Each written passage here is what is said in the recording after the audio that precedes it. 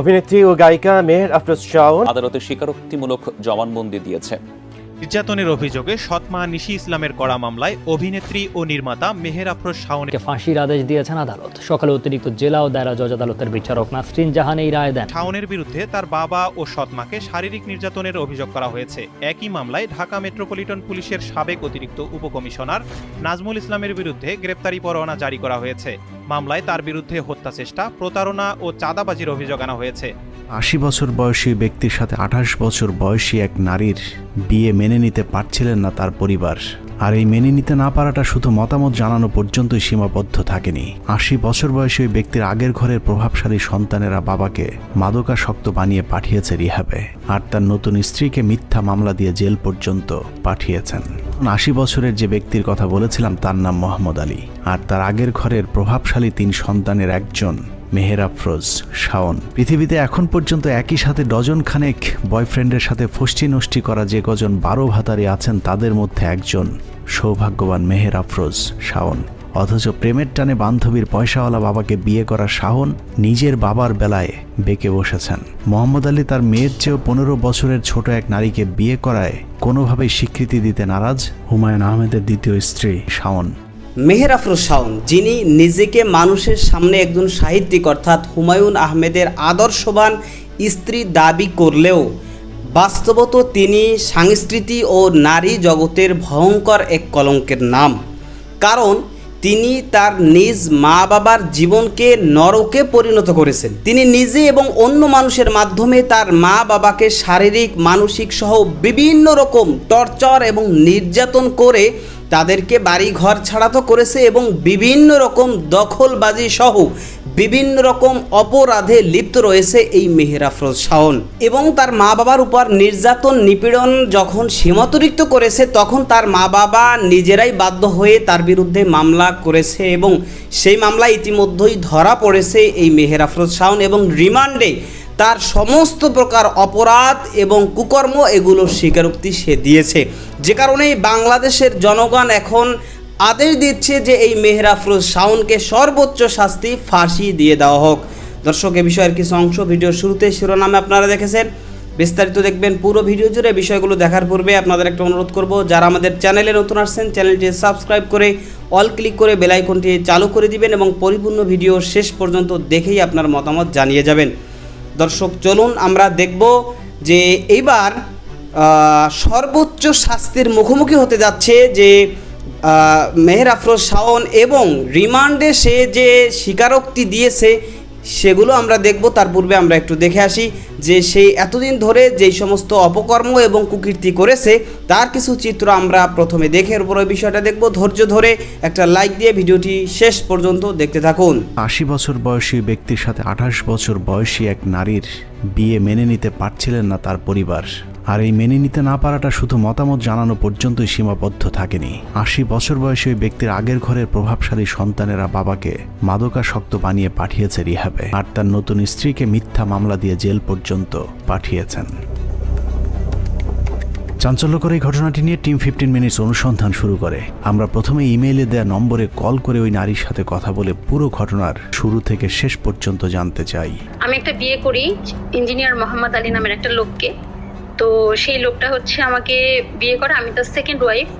উনি প্রতারণা করে বিয়ে করে, ওনার ওয়াইফ ছিল আগে, সেটা আমাকে বলে। তো পরবর্তীতে আমি জানতে পারি যে সে ইঞ্জিনিয়ার মোহাম্মদ আলী হচ্ছে, তার মেয়ের নাম হচ্ছে শাওন। শাওন হচ্ছে মেহের আফরোজ শাওন, লেখক হুমায়ুন আহমেদের ওয়াইফ যে শাওন আছে না, ওই শাওন। এক গল্পের মাঝে ট্র্যাজেডি, কমেডি, রোমান্স সবকিছুই আছে। আমরা এতক্ষণ ৮০ বছরের যে ব্যক্তির কথা বলেছিলাম তার নাম মোহাম্মদ আলী, আর তার আগের ঘরের প্রভাবশালী ৩ সন্তানের একজন মেহের আফরোজ শাওন। পৃথিবীতে এখন পর্যন্ত একই সাথে ডজন খানেক বয়ফ্রেন্ডের সাথে ফষ্টি নষ্টি করা যে কজন ১২ ভাতারি আছেন তাদের মধ্যে একজন সৌভাগ্যবান মেহের আফরোজ শাওন।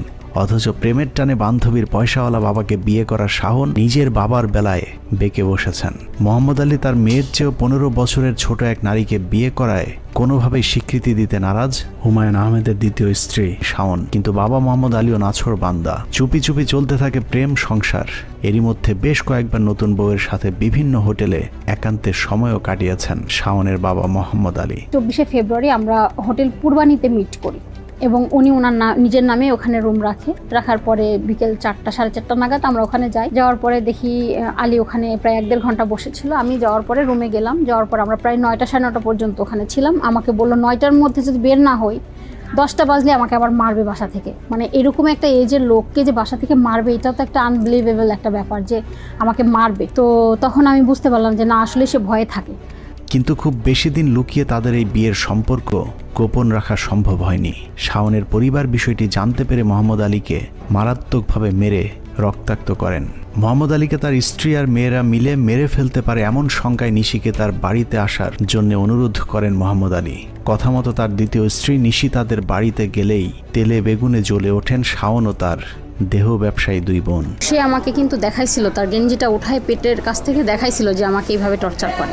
মোহাম্মদ আলী বাড়ি থেকে বেরিয়ে গেলে সব সম্পত্তি তাদের হাতছাড়া হয়ে যাবে এমন আশঙ্কায় 2024 সালের এপ্রিলের 1 তারিখে শাওন তার বাবাকে মাদকাসক্ত সাজিয়ে জোর করে উত্তরার একটি রিহ্যাব সেন্টারে ভর্তি করা। 2024 সালের 1 এপ্রিল রিহ্যাবে পাঠানোর দিন মোহাম্মদ আলীর সাথে নিশির সব শেষ কথা হয়। রিহ্যাবে নেয়ার পর তার উপর কিভাবে নির্যাতন চালানো হয়েছিল তার কিছু রেকর্ডও নিশি তার ফোনে রেকর্ড করেছিলেন। তবে নির্যাতন শুরুর এক পর্যায়ে মোহাম্মদ আলীর মোবাইল, মানিব্যাগ সহ সবকিছু নিয়ে নিলে তার সাথে আর যোগাযোগ করতে পারেনি নিশি ইসলাম। রিহ্যাবে ভর্তির পর মোহাম্মদ আলীর সাথে যোগাযোগ বন্ধ হয়ে গেলে উত্তরার ওই রিহ্যাব সেন্টারটিতে গিয়ে নানাভাবে স্বামীকে উদ্ধারের চেষ্টা করেছিলেন নিশি, কিন্তু কোনোভাবেই তার স্বামীর সাথে আর দেখা করতে পারেননি। আপনারা লোক মানে ঢোকার আগে এবং পরে এটাতে তালা মেরে দেন, তাই না? হ্যাঁ, ঢোকার পরে তালা দেওয়া, বাইরে হওয়ার পরে তালা। আচ্ছা, এটা কখনোই ওপেন থাকে না, না এটা কখনোই ওপেন থাকে না। রিহ্যাবে আছে কিনা নিশ্চিত হতে না পেরে তার স্বামীর খোঁজে শাওনদের বাড়িতে পর্যন্ত গিয়েছিলেন নিশি ইসলাম, কিন্তু ঝুঁকি নিয়ে শাওনদের বাড়িতে গেলে তার উপর শারীরিক নির্যাতন চালায় শাওন এবং তাদের বাড়ির দারোয়ান শরীফ। শরীফ হচ্ছে মূলত ওই বাসায় কেয়ারটেকারের দায়িত্ব পালন করছে। তো শরীফ হচ্ছে ওই বাসায় আমাদের ঢোকা নিয়ে খুবই আপত্তি জানায়। সে খুব নোংরা ভাষা ইউজ করে যে সে এটা করবে ওইটা করবে, তো মানে রেপ পর্যায়ে চলে যায়। যেটা সিংজন, সেজতি, সিংজনের হাজব্যান্ড, এরা মিলে আমাকে হচ্ছে ওইখান থেকে মানে খুব অকথ্য গালাগালি করে এবং আমাকে মারে। যখন এখানে মারছে আর এখানটায় যখন মারছে একটা, তখন আমার এখান থেকে রক্ত বের হয়ে সেন্সলেস হয়ে যায় আমি। ওরা তারপরে আমি আর দেখিনি। মারধর করেই ক্ষান্ত থাকেননি। মোহাম্মদ আলীকে রিহ্যাবে পাঠানোর 4 দিনের মাথায় 2024 সালের এপ্রিলের 4 তারিখে মিথ্যে মামলায় নিশিকে পাঠানো হয় জেলে। আমার প্রাক্তন হাজব্যান্ডকে নিয়ে মামলাটা দেয়, যে আমার প্রাক্তন হাজব্যান্ডের সাথে আমার এখনো অবৈধ সম্পর্ক আছে। এই মিথ্যা মামলাটা শাওন নিজেই দিছে এবং নিজে ইচ্ছা করে মিথ্যা কথাটা লিখছে। এই মিথ্যা মামলা পুরো সাজানো এবং কাল্পনিক। ফেব্রুয়ারিতে বিয়ে হয়, মার্চ মাসের 29 তারিখে কুরিয়ারে আমার বাসায় একটা শাড়ি আসে। ওই শাড়িটা আলী পাঠাইছে।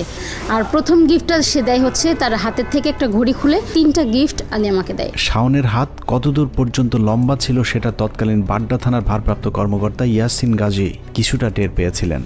শাওনের কথা মতো নিশি আক্তারকে শায়েস্তা করতে তৎকালীন ডিবি প্রধান হারুন, সিটিটিসি প্রধান Asaduzzaman, ADC Nazmul, DMP commissioner সহ পুলিশের বেশ কয়েকজন ঊর্ধ্বতন কর্মকর্তা ওসিকে ফোন করে মামলা নেয়ার জন্য চাপ দিয়েছিলেন। এখানেই শেষ নয়, শাওনের প্রতি ডিবি হারুন এতটাই সন্তুষ্ট ছিল যে বাড্ডা থানা মামলা নেয়ার আগেই নিশিকে তার বাড়ি থেকে তুলে নিয়ে বাড্ডা থানায় দিয়ে আসেন পুলিশ। সম্পূর্ণ সাজানো একটি মামলায় আটক হয়ে 61 দিন জেল খেটে জামিনে বের হবার পরেও নিশিকে স্থায়ীভাবে জেলে আটক রাখার জন্য ক্ষমতার সবটুকু ব্যবহার করেছিল শাওন ও তার পরিবার। বিশেষ করে শাওন পুলিশের ঊর্ধ্বতন কর্মকর্তাদের বিশেষ পদ্ধতিতে খুশি করে আইন আদালত সবকিছু নিজের ইচ্ছে মতো কাজে লাগিয়েছিল। আমার প্রাক্তন হাজব্যান্ডকে যে নিয়ে আসছিল, ওর সাথে যে ডিভোর্সের একটা কপি আমি যে ইয়েকে দেখাবো, ওসি সাহেবকে দেখাবো, আমি বের করছি। সাইফুল ওটা ডিলিট করে দিয়ে বসে কই তার সাথে ডিভোর্স হয় না, ডিভোর্স না হয়েই সে মোহাম্মদ আলীকে বিয়ে করছে এই বলে তাকে সহ আসলে অ্যারেস্ট দেখানো হয়। শাওন বলতেছে যে আমার বাপ ঝুন্নারকেল হয়েছে, মরে যাবে 2 দিন পরে, এক পা কবরে আর এক পা আমি নিজেই কবরে দিয়ে দিব, দিয়ে তোকে পার্মানেন্ট থাকার ব্যবস্থা করে দিব, মানে এরকম বলতেছে। তার মানে সে তার বাবাকে নিজে মেরে আমাকে এমন জায়গায় পাঠাবে যেখানে আমি সূর্যের আলো দেখতে পাবো না, এই ধরনের কথা সে বলছে এখানে। এবং আমি রোজা ছিলাম, সে মারতেছে আবার সে কফি খাচ্ছে, হ্যাঁ, নাজমুল ইসলামের সাথে। তো ওইখান থেকে তারা ডিবি হারুন, তারপরে নাজমুল ইসলাম এবং মনিরুল ইসলাম, এরা সবাই হচ্ছে একটা পর্যায়ে ওসি ইয়াসিন গাজীকে খুবই প্রেশার দিয়ে মামলাটা এখানে নেয়। তারা মামলা নিচ্ছিল না, হ্যাঁ, বাড্ডা থানা মামলা নিচ্ছিল না, পরবর্তী ওদের প্রেশারে কিন্তু মামলাটা নেয়। এরই মধ্যে শাওনের বাবাকে তার দ্বিতীয় স্ত্রী নিশির বিরুদ্ধে সাক্ষী দেওয়ার শর্তে রিহ্যাব থেকে বের করে আনা হয়। আদালতে শাওনের বাবা মোহাম্মদ আলী দণ্ডবিধির 161 ধারায় যে জবানবন্দি দিয়েছেন সেই জবানবন্দিতে তিনি বলেছেন তার সাথে নিশির কখনোই বিয়ে হয়নি, বরং নিশির বাড়িতে তিনি চায়ের দাওয়াত খেতে গিয়েছিলেন। সেখানেই তাকে জোর করে কিছু কাগজপত্রে সই করিয়ে রাখা হয়। নিশির কাছে থাকা কাবিননামাটিও ভুয়া বলে দাবি করেছিলেন শাওনের বাবা মোহাম্মদ আলী। শাওনের বাবা তার দ্বিতীয় স্ত্রী নিশির বাসায় জোর জবরদস্তি করে কাগজে সই করানোর দাবি করলেও আমাদের হাতে আসা বিবাহের দিনের কিছু ভিডিওতে দেখা যাচ্ছে মোহাম্মদ আলী অত্যন্ত খোশ মেজাজে বিয়ের কাবিননামায় সই করছেন। নিশি আক্তারের দাবি ছিল মোহাম্মদ আলীর সাথে তার পরিচয় হয়েছে স্যাটেল ম্যারেজ নামে একটি ম্যারেজ মিডিয়ার মাধ্যমে। নিশি তার চাহিদায় একজন নির্ভরযোগ্য স্বামী চেয়েছিলেন। অন্যদিকে ওই ম্যারেজ মিডিয়ার কাছে শাওনের বাবার চাহিদা ছিল অল্প বয়সী একজন সুন্দরী নারী। শাওনের বাবা ম্যারেজ মিডিয়াকে বয়সের শর্ত জুড়ে দিলেও নিশি আক্তারের পক্ষ থেকে বয়সের কোনো শর্ত ছিল না, যে কারণে প্রতিষ্ঠানটি নির্দিষ্ট ফি নিয়ে তাদের দুজনের মধ্যে পরিচয় করিয়ে দেয়। অথচ নিশির বিরুদ্ধে করা মামলায় বলা হয়েছে শাওনের বাবার সাথে তার প্রথম পরিচয় হয়েছিল একটি গ্যাস পাম্পে। যদিও স্যাটেল ম্যারেজ কর্তৃপক্ষ আমাদেরকে জানিয়েছে তাদের প্রতিষ্ঠানটির মাধ্যমেই নিশির সাথে মোহাম্মদ আলীর প্রথম পরিচয় এবং সাক্ষাৎ হয়। ওনার ওয়াইফ নাই বলতে একবার প্রসেসে সমস্যা আর কি, উনি বিয়ে শাদী করবে, শেষ বয়সে ওনার পাশে একটা বন্ধু দরকার, ওনার ওয়াইফটাই আছে ক্লিয়ার করে নাই। তখন আমি হয়তো আমি একটা ওনাকে মেয়ের পরিচয় করেছি, মানে পরিচয় মানে রেস্টুরেন্টে বসে কথা বলে। মোহাম্মদ আলী তার জবানবন্দিতে বলেছেন বাড্ডায় শাওনের বাবার মালিকানাধীন পাম্পে নিশির সাথে তার প্রথম সাক্ষাৎ হয়েছে। নিশি ওই পাম্পে গিয়ে বাথরুম ব্যবহার করতে চাইলে নিশিকে ভিআইপি একটি বাথরুম ব্যবহারের সুযোগ করে দিয়েছিল মোহাম্মদ আলী। কিন্তু আমাদের অনুসন্ধানে সরেজমিনে গিয়ে দেখা যায় মোহাম্মদ আলী তাদের মালিকানাধীন যে পাম্পে ভিআইপি বাথরুম ব্যবহার করতে দেওয়ার দাবি করেছেন সেখানে আসলে তেমন কোনো বাথরুমই নেই। মোহাম্মদ আলী তার জবানবন্দিতে জোর করে বিয়ের দাবি করলেও বিয়ের পর বেশ কয়েকবার তারা একান্তে সময় কাটিয়েছেন। এছাড়াও বিভিন্ন জায়গায় তাদের ঘোরাঘুরির বেশ কিছু ছবিও নিশির সংগ্রহে রয়েছে। এর মধ্যে মতিঝিলের হোটেল পূর্বানীতে একাধিকবার সময় কাটিয়েছেন মোহাম্মদ আলী এবং নিশি, যে বিষয়টিও হোটেল কর্তৃপক্ষ আমাদের কাছে স্বীকার করে। বাংলা চলচ্চিত্রের অভিনেত্রী ও নির্মাতা মেহের আফরোজ শাওনের বিরুদ্ধে গ্রেপ্তারি পরোয়ানা জারি করেছেন আদালত। 22 এপ্রিল ঢাকা মহানগর প্রথম অতিরিক্ত চিফ মেট্রোপলিটন ম্যাজিস্ট্রেট আদালত এই আদেশ দেন। পারিবারিক বিরোধের জেরে শাওনের দ্বিতীয় মা নিশি ইসলাম বাদী হয়ে এ মামলা দায়ের করেন। মামলায় শাওনের সঙ্গে পুলিশের গোয়েন্দা শাখার সাবেক প্রধান মোহাম্মদ হারুনুর রশিদ সহ মোট 12 জনকে আসামি করা হয়েছে। আদালতে হাজির হয়ে বাড্ডা থানার তৎকালীন 2 পুলিশ সদস্য অভিযোগের সত্যতা স্বীকার করেন। তারা বলেন ওসির নির্দেশে নিশি ইসলামকে আটক করে নির্যাতনে অংশ নেন।